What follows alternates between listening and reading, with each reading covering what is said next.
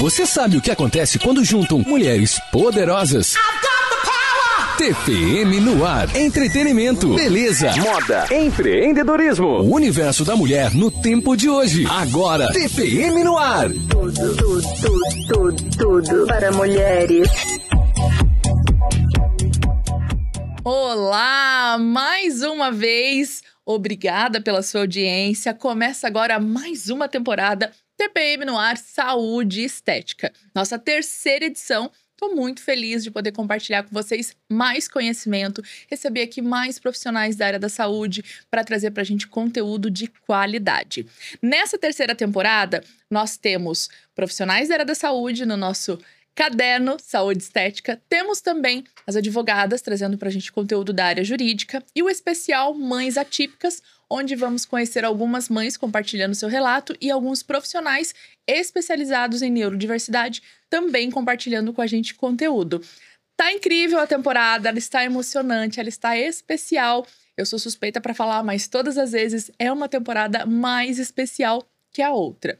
Lembrando que além dos conteúdos aqui no YouTube, no nosso podcast, você também tem a nossa revista impressa e digital. Para quem é da região do Vale do Paraíba, vocês têm acesso gratuitamente à revista, mas se você não for da nossa região, acesse o nosso site www.tpmnoar.com.br. Lá você vai conferir todas as edições, todos os conteúdos e ter acesso aí a tudo que a gente desenvolveu com muito carinho para vocês. Agora vou apresentar a nossa convidada de hoje, doutora Tássia Tuan. Ela é formada na Faculdade de Medicina de Taubaté em 2016, fez residência médica no Centro de Reabilitação Luci Montoro em São José dos Campos, tem o curso de especialização em dor pelo HC da USP, está em curso, e diversos cursos em procedimentos para dor guiado por ultrassom e aplicação de toxina botulínica terapêutica.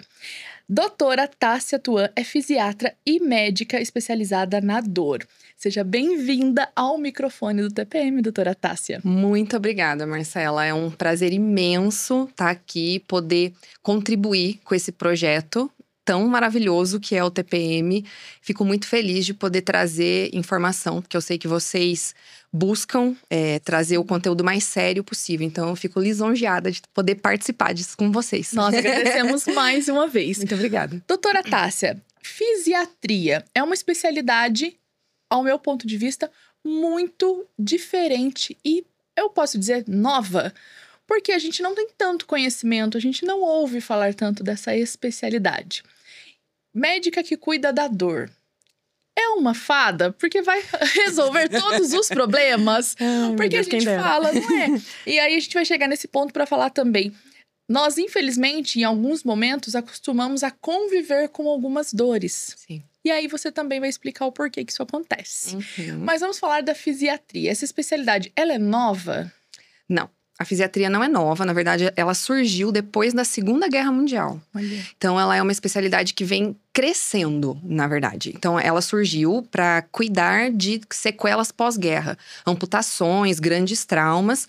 E o outro nome da fisiatria é medicina física e reabilitação, né? Então, ou seja, a gente fala que o fisiatra, ele é o médico da função. O físico ali, ele é parte do corpo físico, mas também vem de physis, que é função.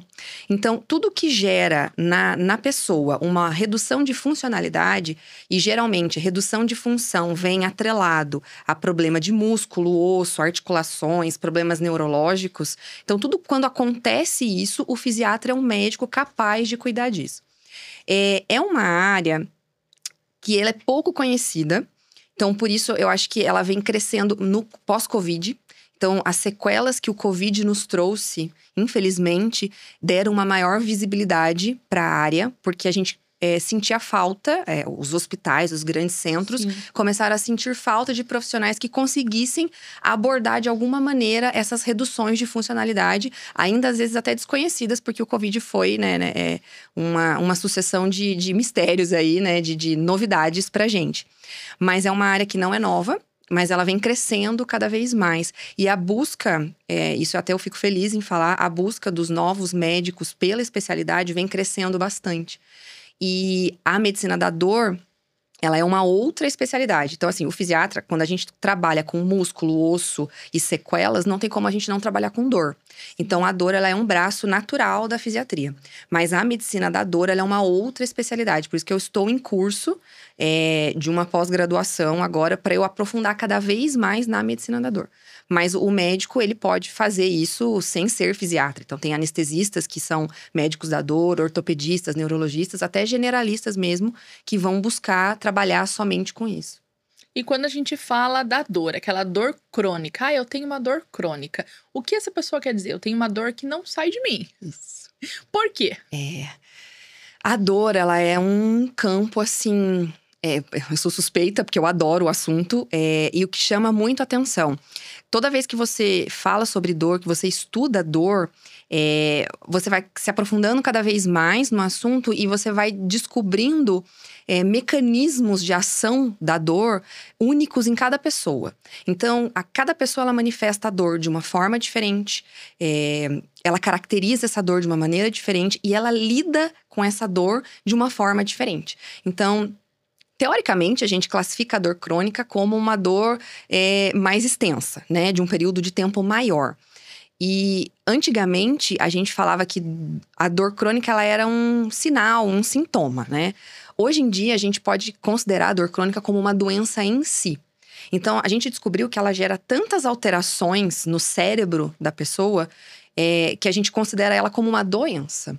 E aí é que vem, a gente pensando na dor crônica como uma doença, aí é que vem todo esse raciocínio de por que tem gente que vai deixando, por que tem gente que não cuida, por que às vezes é tão difícil acertar um tratamento, né? Por quê? Porque é como se a gente tivesse uma pressão alta, como se a gente tivesse uma diabetes. A partir do momento que ela se instala, o corpo acaba achando mecanismos de defesa. Ela já é um mecanismo de defesa, naturalmente, mas a gente acaba por ignorar, muitas vezes. E deixa de lado. Vai tocando a vida, não vou me preocupar com isso agora, principalmente mulheres. Exato. Nós, mulheres, tendemos a negligenciar muito a dor em nossas vidas, porque a gente quer dar conta de tudo, quer dar conta de todas as frentes da nossa vida.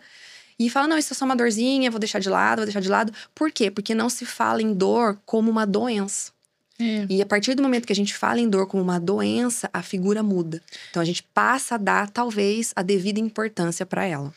Você falou isso agora, até me veio na memória uma publicidade de um remédio analgésico para dor, né? Não vai ser essa dor que vai me impedir de fazer tal coisa. Então, toma um analgésico. Isso. Mascara. Isso, e vai. E toca o barco. Exatamente. Isso. Aí, quando a gente fala de dor e de dor crônica, a gente tem ali as mais, o top 10. Sim. E aí, eu vou pontuar e, claro, você me corrige e a gente elenca ali se é isso mesmo. Mas eu imagino que é dor de joelho, dor de lombar, dor de quadril, dores de cabeça. Isso. Hoje, a maior queixa de dor no pronto-socorro, por exemplo, nas emergências, é dor de cabeça. Então, é o que mais as pessoas procuram atendimento médico por dor de cabeça. E isso é curioso, porque a dor… Depois vem a dor lombar, né? Seguido de dor articular geral. Tipo, joelho, ombro, tornozelo, essas coisas. A dor de cabeça… o paciente ele costuma procurar não somente pelo fator dor, mas pelo fator medo. Porque quando você tem uma dor de cabeça, isso gera um medo no paciente, na pessoa que está tendo a dor, de ser algo além. Porque se for só pela dor, ele também não procura o atendimento. Ele vai tomar ali um analgésico, algum remedinho para tapear e não vai buscar atendimento. Mas por ser na cabeça, eles tendem a ter um medo relacionado a isso e tendem a procurar mais. Mas a mais recorrente nos pronto-socorros é dor de cabeça mesmo. E aí, agora a pergunta que não quer calar. Por que a gente tem essas dores? Por que temos dores crônicas? Isso. A dor, que nem eu disse, ela é um mecanismo de defesa, né? Então, o corpo, ele avisa, ele dá um sinal de que algo não tá certo. De que ou não tá funcionando bem ou que tá errado. E a dor, ela é essa manifestação. E aí, se a gente não cuida dessa dor logo que ela aparece, buscando a causa, buscando um tratamento adequado, isso se cronifica. Como que isso se cronifica? De uma maneira geral, né, é um mecanismo cerebral. Então, existe uma via de dor no nosso cérebro que pode ir do cérebro para a pele, da pele para o cérebro, né? A partir de um estímulo doloroso ali na nossa pele, manda um sinal lá para a cabeça, para o nosso cérebro, e ele vai interpretar aquilo como dor. Só que o que acontece? Se a gente não cuida desse mecanismo logo no começo, o cérebro passa a interpretar esse estímulo de forma errada. Então, acontece de um estímulo, por exemplo, que antes era pouco doloroso ou nada doloroso, passa a ser doloroso. Então, uma pessoa, por exemplo, que tem fibromialgia, que é assim a nossa suprassumo quando a gente fala de dor. Um estímulo que é muito comum, ela começa com pequenas dores difusas, não tão intensas, ela vai convivendo com aquilo. Às vezes elas são nos músculos, às vezes elas são nas articulações, e ela vai levando aquilo. Nisso, o cérebro tá lá. Estímulo doloroso, manda as respostas para dor. Estímulo doloroso, manda as respostas para dor.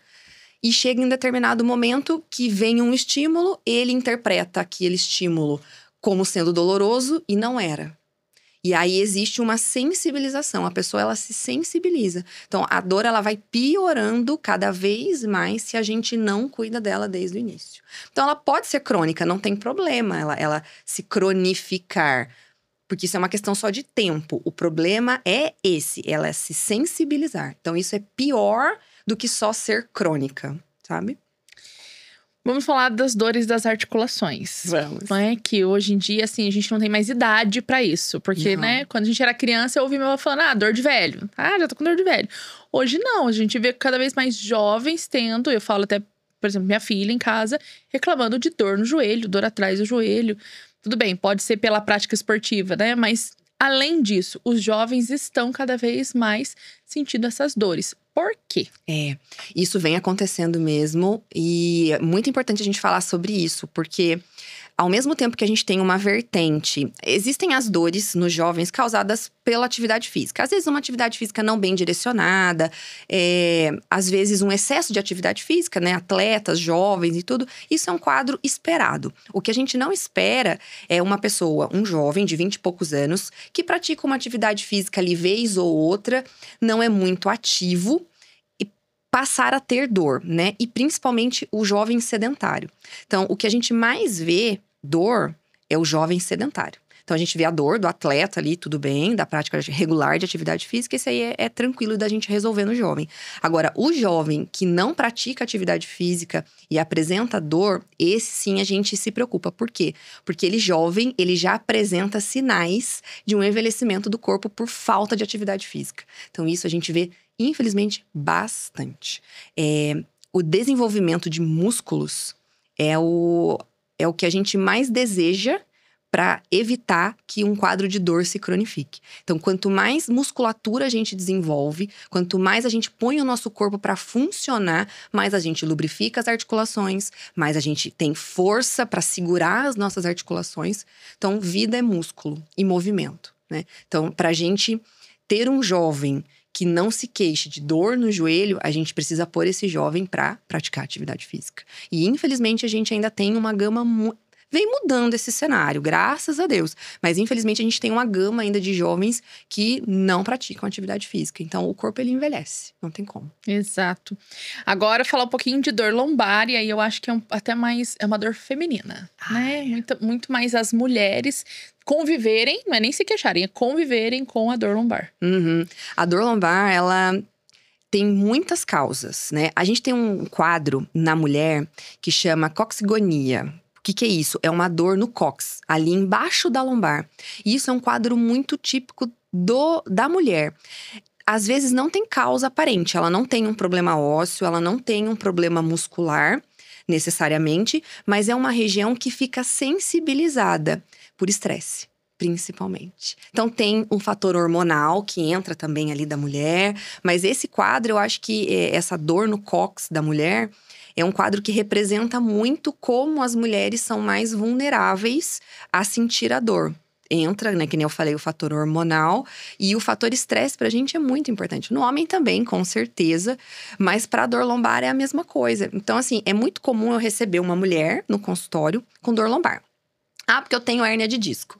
E aí, muitas vezes, essa dor lombar, ela faz lá um exame de imagem, faz uma ressonância e tal, vem até uma protusãozinha e tal, mas eu vou explicar para ela que a dor dela não é da hérnia de disco. E aí, isso causa uma estranheza. Como assim a minha dor nas costas, na lombar, não é da minha hérnia de disco? E na grande maioria das vezes não é. A gente pode ter ali na coluna, às vezes, uma hérniazinha, uma protusão e tal, mas a grande maioria das dores são musculares. Então, são múltiplas contraturas, muitas vezes, que a gente faz nessa região que geram esse quadro de dor. E aí, o que agrava, né? O que causa, o que faz com que a minha lombar fique ali contraturada e gere dor? Falta de mobilidade, ou seja, eu trabalho sentada muito tempo, eu ando pouco, né? Eu troco poucos passos ao longo do dia, eu não pratico uma atividade física regular, eu não manejo o meu estresse. Então, tudo isso entra, falando na saúde da mulher, principalmente, né? Para caracterizar esse quadro de lombalgia, que a gente chama de dor lombar. E ela é muito frequente. Muito, muito, muito. E aí fala que é estresse, e aí a gente já pensa, né? Bom, então vou realmente conviver com isso. Porque o que mais a gente pensa é… Hoje em dia, estresse virou uma característica do dia, né? Tem picos de estresse durante o dia. Esse momento, essa situação me estressa. Isso eu trabalho bastante com os meus pacientes. É a adequação da nossa realidade ao tratamento. Então, eu falo, é o estresse que tá te causando isso. Aí o paciente fala, tudo bem, mas como é que eu não me estresso? Todo mundo se estressa. Exatamente. O problema não é você se estressar. O problema é como você maneja isso. Então, problemas todos temos, boletos todos temos. Não é? E estresse a gente vai passar mesmo. Agora, como eu lido com isso? O que é minha válvula de escape, por exemplo, pro meu estresse? Né? Então, a atividade física a gente sabe que é uma excelente válvula de escape, mas não é só atividade física. O que eu tenho? Eu tenho momento de lazer? Eu tenho um momento que eu tiro ali na minha semana, não precisa nem ser no meu dia. Tem um momento que eu tiro ali na minha semana para eu fazer alguma coisa que eu goste. Uma cerâmica, um artesanato, uma aula de costura, uma aula de música. Sair na rua para andar e tomar um café sozinha. Exato. Sentar, tomar uma xícara de café, ler alguma coisa. Então, e muitas vezes é difícil mesmo. Mãe, tem filhos, escola e rotina e tudo mais. Mas eu acho que se a gente pensa num planejamento adequado à nossa rotina, a gente consegue sim. E entra aí também terapia, né? Psicoterapia também, terapia cognitivo-comportamental, que hoje é um nível de evidência bem alto, principalmente na fibromialgia, pra gente trabalhar com isso. Ajuda demais. Então, não é não passar por estresse, é como a gente maneja ele. Falando de fibromialgia, existem várias doenças que estão totalmente ligadas à questão dor. A doença traz dor e vai ficar com essa dor ali permanente.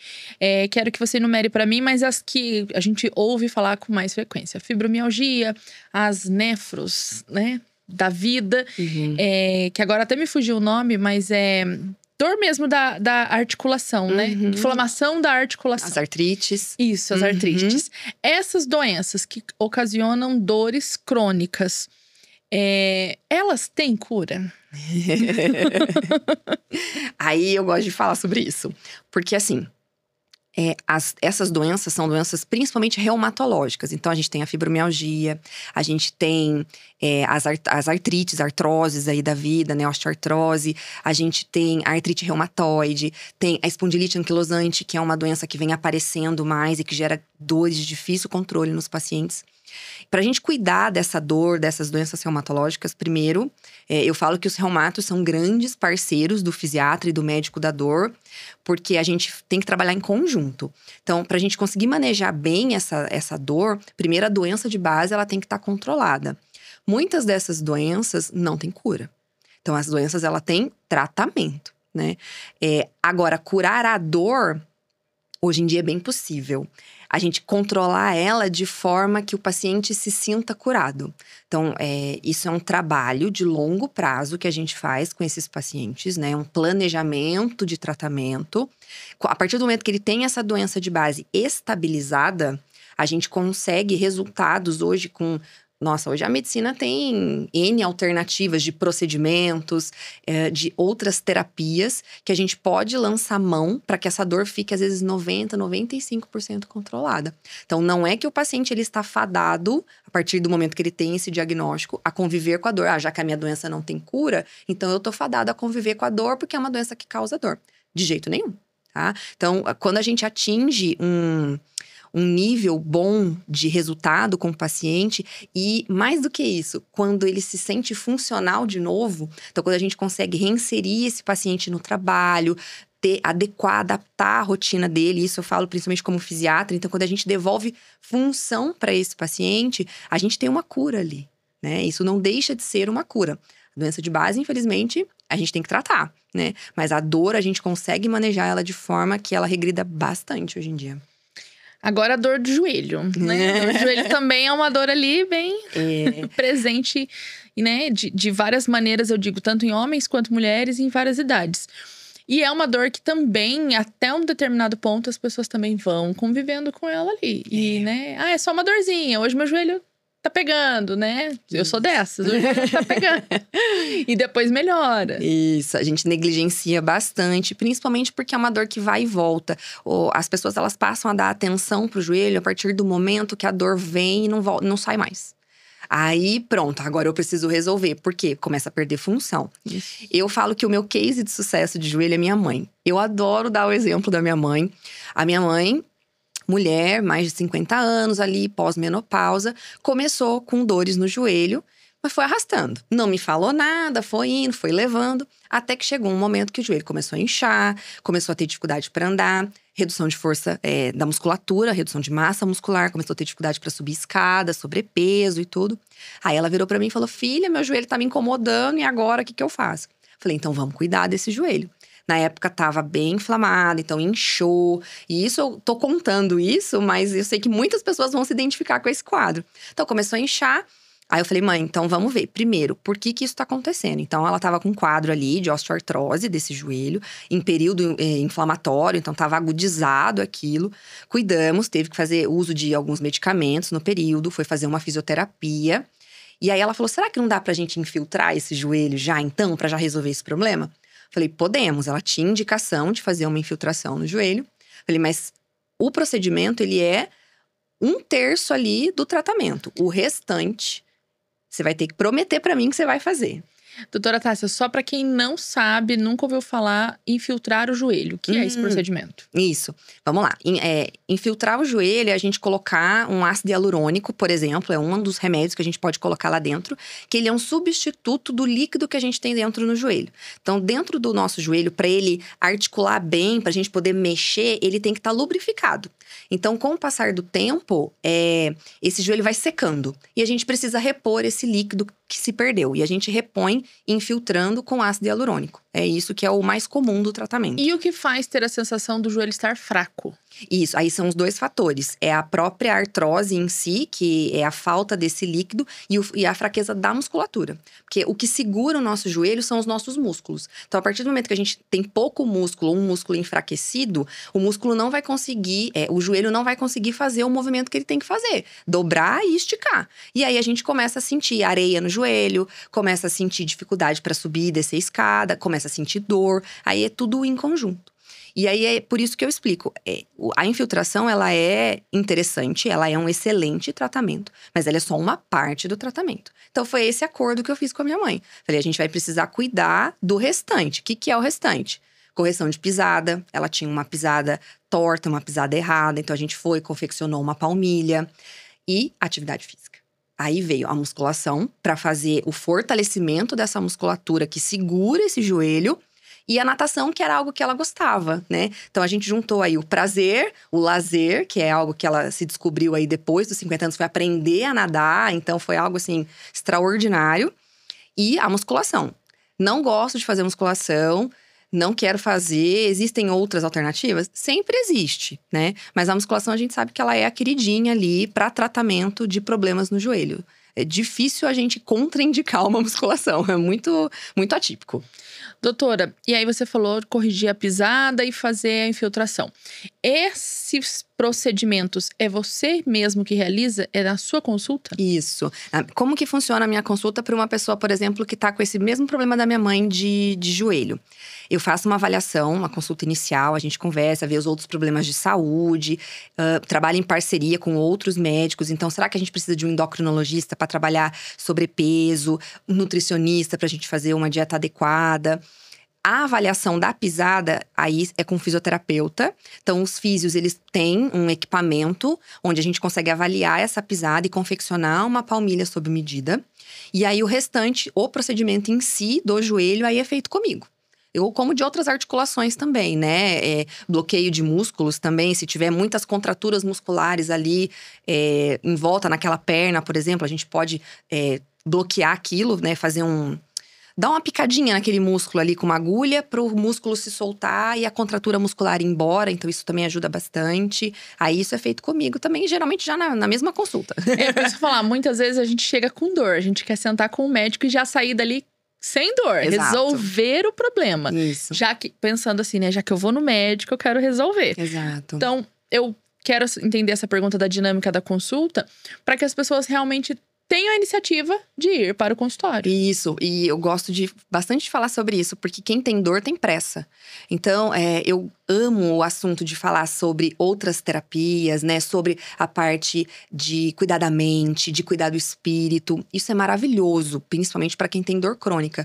Mas a minha primeira abordagem é muito mais objetiva, muito mais direta. Então, eu chego, o paciente passa comigo, eu avalio, né? Qual é o problema. Então, tá bom, temos aqui uma osteoartrose de joelho com indicação de infiltrar. A gente infiltra no mesmo dia. Se não tiver nenhuma contraindicação, nem nada… Geralmente, os pacientes já levam exames antigos, porque muito difícil a gente precisar ficar pedindo muito exame de imagem para o paciente toda hora. Não precisa. Tem paciente que quer fazer ressonância anual ali para fazer o controle da coluna. Não precisa. Se a gente examinar na hora lá na consulta e eu ver que tem alguma coisa diferente que me chame a atenção, eu provavelmente vou pedir um exame novo. Mas é difícil. Na maioria das vezes traz um exame, uma ressonância antiga ali de joelho, de 1 ano, mais ou menos, eu dou uma olhada, a gente já tem uma noção muito boa, porque a clínica, ela é soberana, é a história clínica e o meu exame físico. Então, com isso, eu consigo já ver quase tudo que tem que ser feito e no mesmo dia já faz o procedimento, depois vai passar em retorno pra gente ir acompanhando. Aí, depois, o paciente já fez o procedimento, já teve um alívio dessa dor, aí a gente consegue ir para as outras frentes, colocar essas outras terapias para ele ir fazendo e ter qualidade de vida, né, ao longo do tempo. E qual é o caso que a gente pode falar aqui, assim, ó, identificou, fez determinado tratamento, a dor sumiu? Porque muitas dores as pessoas estão convivendo sem necessidade. Isso. Quais são essas dores que você pode falar como médica? Essas dores realmente é somente depois do tratamento e ela vai embora? Eu acho que o joelho é uma grande chance de sucesso. Joelho, coluna lombar também, a gente consegue resolver, principalmente se a causa é muscular. Tudo que a gente tem uma causa, principalmente de contratura muscular, a gente consegue resolver bem rápido. O que é mais difícil, né? Associado a doenças reumatológicas, como eu falei. Então, para uma paciente com fibromialgia, paciente com outra doença reumatológica, sequelas neurológicas. Então, por exemplo, uma dor derivada de uma pessoa que teve AVC e ficou com uma paralisia, né, do lado do corpo, uma rigidez da musculatura. Isso é mais difícil. E dores que a gente chama de neuropáticas. Por exemplo, sequela de herpes zoster, que é o cobreiro, que o pessoal fala, que dá aquelas lesões bolhosas, né, na pele e fica uma sequela de dor, que a gente chama de neuropática depois. Essas dores são mais difíceis da gente tratar. Mas mesmo no caso da herpes zoster, a gente tem um procedimento que chama mesoterapia, ou intradermoterapia, que é um microagulhamento que a gente faz na pele. Então, é uma agulhinha bem pequenininha, onde eu faço várias aplicaçõezinhas ali na região, com uma mescla de remédios. E mesmo assim, a gente ainda consegue um resultado um pouco mais rápido. Mas são situações mais difíceis. Eu acho que problemas articulares, ombro, joelho, lombar e derivados de músculo, a gente já consegue resolver bem rápido.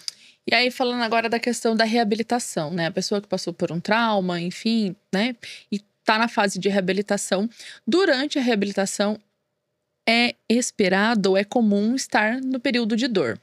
Mas para que seja, eu imagino em alguns casos, feita de fato os exercícios de reabilitação, a físio, ele não pode estar com dor. Isso. E aí, como equalizar isso? Isso é uma balança mesmo, né?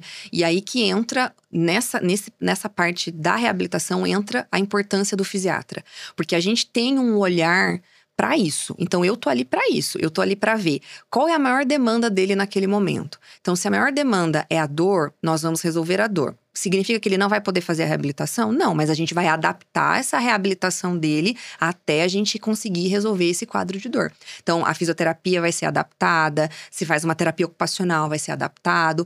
O que mais a gente pode fazer pensando em tratamento da dor? Então, uma acupuntura, associar uma acupuntura, um laser, por exemplo, uma terapia de onda de choque, que é algo super legal, pouco invasivo, nada invasivo, na verdade, nem doloroso também. Então, tem métodos que a gente pode usar, associar tratamentos para tentar resolver cada vez mais rápido essa dor, para que ele possa fazer o plano de reabilitação completo. Mas reabilitar, a gente não pode ter muita pressa. A resolver a dor, a gente tem mais pressa, mas o plano de reabilitação, a gente tem começo, meio e fim. A gente tem que passar por todos os degrauzinhos. Porque muitas vezes a gente acaba vendo pessoas que desistem da reabilitação, desiste da fisioterapia, desiste de tentar, por exemplo, sair de uma condição de uma cadeira de roda, de uma muleta, por conta de muita dor. Isso. E aí o profissional, né, o fisioterapeuta, se sente frustrado, mas não é porque ele não é um bom profissional ou que ele não soube entregar. Ele não conseguiu ter a percepção que o paciente estava com a dor crônica, com a dor ali impossibilitando. Porque a dor, gente, só quem passou dor vai entender. A dor, ela altera o nosso sistema nervoso. A gente perde, às vezes, até o sentido. Perde. Né? Dependendo da dor e do momento, perde o rumo. Se transforma, vira o Hulk, né, irmão? Sim, é uma mudança comportamental. Sim. Isso a gente vê, principalmente nas pessoas que convivem muito tempo com dor. Tem estudos que mostram até mudança na conformação cerebral mesmo, né? Então, muda o humor, muda a face, muda a expressão de quem convive com dor. Então, eu acho que por isso que eu faço questão de divulgar a fisiatria, porque muitas vezes eu recebo um paciente que está há anos tentando ali, faz uma físio ali, uma físio aqui, e não significa que ele não encontrou bons fisioterapeutas, significa que a gente não conseguiu alinhar esse tratamento. E aí vem a importância da equipe multidisciplinar. Sim. Então, um fisiatra, muito raro você não ver um fisiatra parceiro de outros profissionais. Então, o fisiatra e o fisioterapeuta andam de mãos dadas. Eu tenho fisioterapeutas parceiras, assim, maravilhosas, fonos, parceiras maravilhosas, que me mandam mensagem. Doutora, tô com um paciente que teve um AVC, não tô conseguindo fazer tal e tal exercício com ele porque tá doendo isso e isso.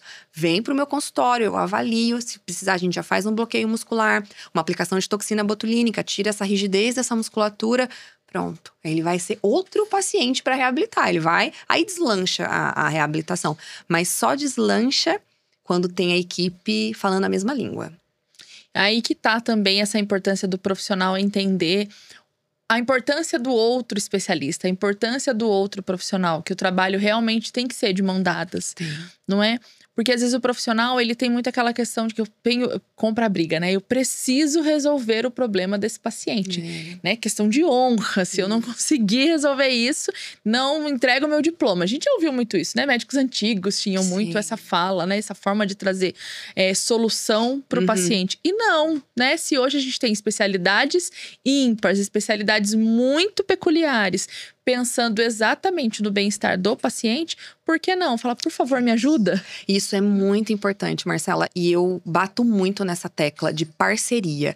O paciente, você não vai perder o seu paciente se você mandar para um colega acompanhar com você. O paciente, ele vai continuar comigo, ele vai continuar com o reumatologista, ele vai continuar com o neuro, com o ortopedista. Cada um tem o seu grau de importância. Então, não tenham medo de mandar o paciente para um fisiatra, por exemplo, porque eu não domino tudo. Né? A gente não sabe tudo. A medicina cada vez mais ampla, cada vez a gente tem descoberta de mais técnicas, mais tratamentos, um conteúdo gigantesco. Então, tem cabeça para todo mundo, né? Para pensar. E o mesmo para os profissionais não médicos. Então, um trabalho meu como fisiatra nunca vai anular o trabalho do fisioterapeuta de forma alguma, muito pelo contrário. A gente tem que unir forças. A prioridade é o nosso paciente. É ele que vai se beneficiar com isso. Então, deixar o ego, às vezes, um pouquinho de lado, priorizar o paciente, o que ele realmente precisa. E quando a gente faz isso, o paciente ele se sente grato, ele percebe isso e ele continua com a gente. Então, e é um luxo o paciente hoje em dia conseguir acompanhar com mais de um profissional. Porque a gente sabe que não é a realidade do nosso país. Sim. Não é a realidade da maioria das pessoas. Mal conseguem um especialista quando a gente sai do particular e vai para o público, né? Então, isso é difícil. Então, você poder acompanhar com um fisiatra, um ortopedista, por exemplo, um neuro e um fisioterapeuta, isso aí é um tratamento de luxo hoje em dia, né? Sim. Então, é muito importante. Eu bato bastante nessa tecla. E eu acho que um dos meus maiores sonhos é poder ter um local integrado, né? Onde a gente fale a mesma língua, faça a discussão do caso, porque isso agrega demais, agrega muito no tratamento. Doutora Tássia, a gente tá falando agora das pessoas que conseguem demonstrar e verbalizar a dor. Mas quando o paciente tá, de repente, até pós-acidente, ela não consegue falar, ela não consegue demonstrar, verbalizar, mas quem convive entende que o paciente está desconfortável. Quais são os indícios de que eu preciso levar esse paciente na fisiatra? Ou quais são os indícios que existe dor ali, existe um incômodo? Já tá tomando medicamento, já tá fazendo, de repente, terapia, mas não evolui. Isso a gente vê bastante, por exemplo, em pacientes com esclerose múltipla, com ELA, né, que já estão em fase mais avançada, por exemplo, doenças neurodegenerativas.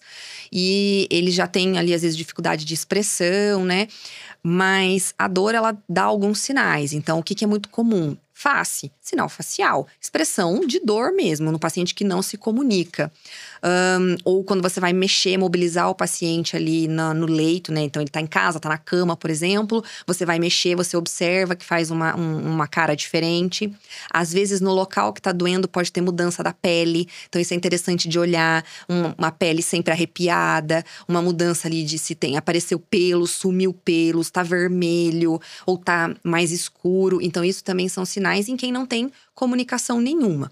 E em pessoas que têm dificuldade de comunicação, como uma sequela de um AVC, por exemplo, a gente tem algumas escalas também. E aí isso é mais pra gente usar na consulta, né? Mas existem escalas com carinhas, por exemplo, pra pessoa apontar a carinha que ela tá se sentindo ali naquele momento.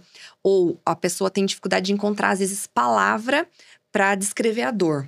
Então, a gente tem escalas hoje que eu mostro para o paciente várias palavras e daquelas palavras ali ele escolhe uma para me falar, minha dor é tipo isso. Então tem dor tipo fincada, dor tipo agulha, dor tipo queimação, tem dor tipo angustiante. Sim, tipo angustiante é um tipo de dor. Então o paciente ele pode usar a palavra que ele quiser para descrever a dor. A partir do momento que uma pessoa me fala que tem dor, eu acredito que ela tem dor. Isso é muito importante. E ela não tem obrigação de se preocupar em conseguir descrever essa dor. Falar, mas a doutora não vai entender, eu não vou conseguir explicar para ela a dor que eu tô sentindo. Eu vou conseguir entender, sim.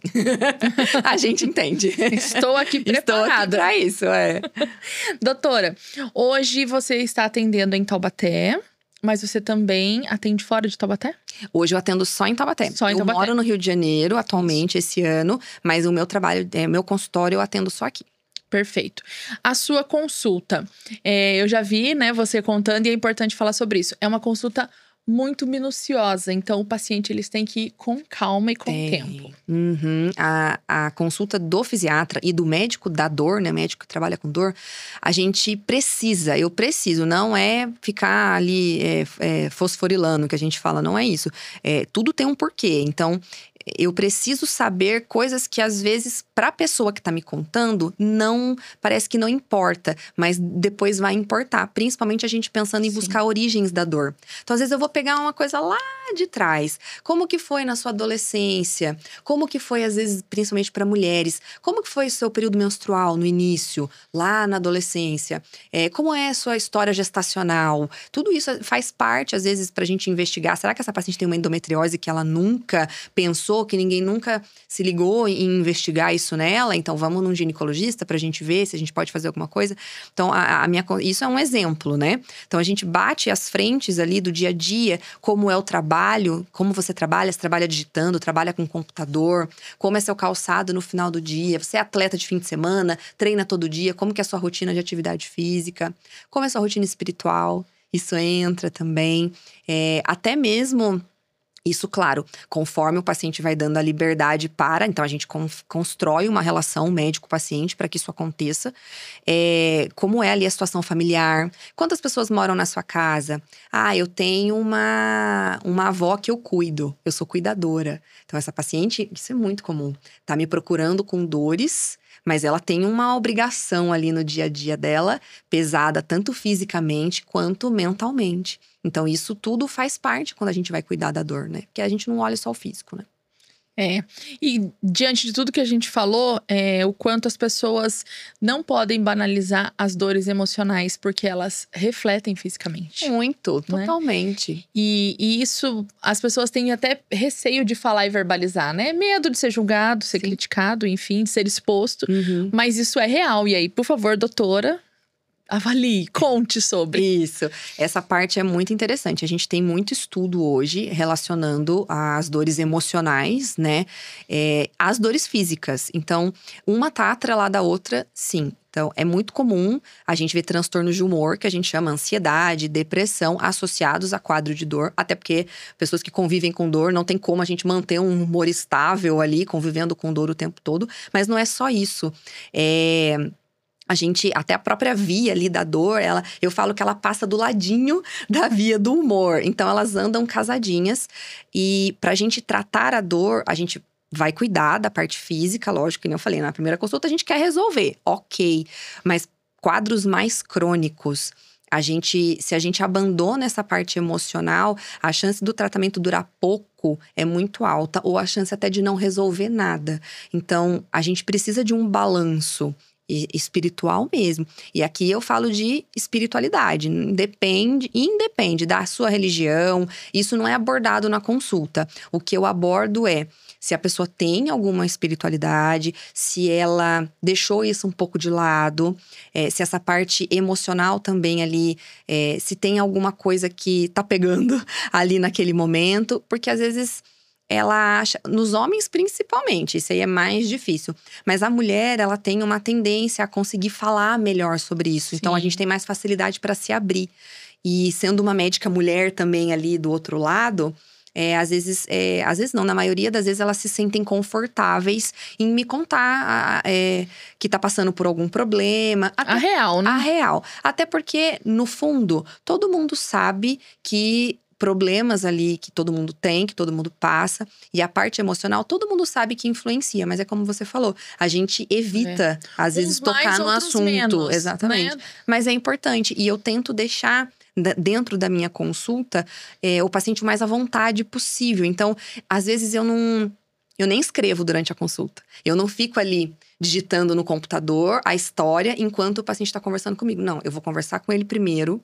Vou ouvir tudo que ele tem para me falar, vou examinar, eu vou fazer a consulta. Depois que eu termino a consulta, que eu sento no computador e eu vou escrever tudo. Porque ele precisa se abrir comigo, ele precisa se sentir à vontade de me contar as dores emocionais dele também, para que a gente possa colocar em prática alternativas, né, de solução, buscar solução.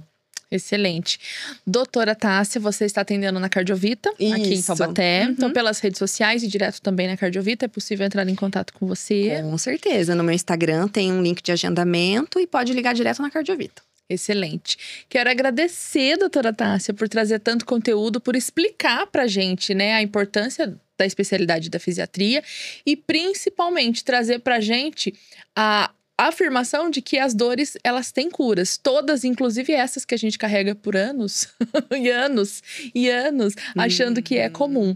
Mas não esperar que isso aconteça. Que eu acho que é o ponto principal, né? A gente entender hoje, a partir do momento que a gente tem informação e conhecimento, isso muda. Isso. Hoje em dia, não é aceitável ficar negligenciando a dor. Hoje em dia, a gente tem profissionais, a gente tem recurso para todos os bolsos, inclusive, para cuidar da dor. Lógico, alguns recursos mais custosos, menos acessíveis, mas a gente tem muito recurso hoje para que a pessoa não precise ficar protelando e se negligenciando. Então, não tem desculpa. Perfeito, perfeito. Doutora Tássia, muito obrigado por estar com a gente. Eu que agradeço. Saúde Estética. Muito bom. Eu espero, né, que vocês possam compartilhar esse conteúdo e levar para mais pessoas. Sabe aquela pessoa que convive no seu trabalho, vive falando que tá com dor? né? O famoso condor, que a gente chama, que a gente até apelida e brinca. Então, é essa pessoa que não pode. E falando até para as empresas, os empreendedores, a quantidade de pessoas hoje, não é? Que não tem o seu rendimento por conta de estar ali com aquela dorzinha chata na sua rotina. Isso também é um fator muito importante, porque, como a gente falou no começo, a gente negligencia a dor por conta de várias demandas, mas o resultado, no final das contas, vai refletir no quê? No mau resultado.